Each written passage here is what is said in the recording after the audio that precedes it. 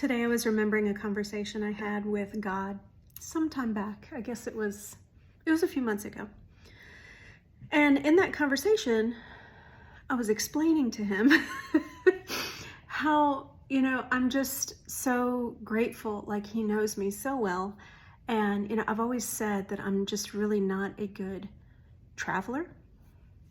Like I'll travel, if I have to, or if like we're going on a trip or something, I'll do it, but it's just, it's hard for me. And I've known some people that it's almost like they're just cut out for it, like they travel all the time, don't skip a beat, and for me, I guess I'm just so sensitive to environments and to time zones and changes like that. Like it takes me a little bit more, than a lot of other people.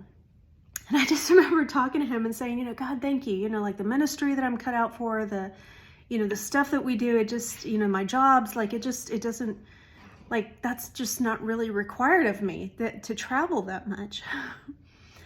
And as I was driving home this afternoon, and let me just say, okay, right now during this season of our lives as a family, our commute into work and school is about an hour and a half in the morning and an hour and a half coming back home in the evening. It's a lot.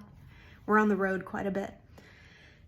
But we just knew that during this season, that's what we're supposed to be doing. And it's funny because I was driving home and I was like, God, like it's almost like as if I travel for work every single day. It's like as if I travel for the kids' school every single day.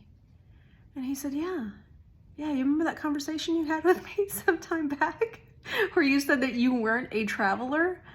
Well, this is kind of working you through that. We're conditioning you so that that's not that difficult anymore. And that's what growth is. When you start doing something and it's no longer difficult, you've grown in that area.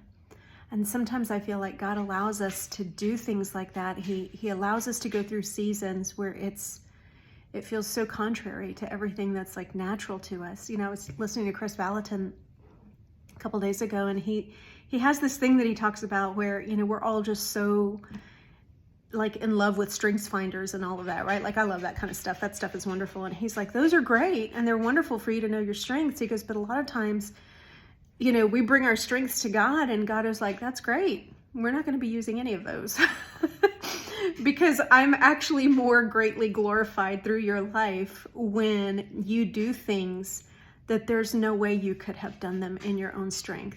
And as well as I know, that it was me that did that in your life and did that through you. And I feel like that's kind of what I'm going through right now.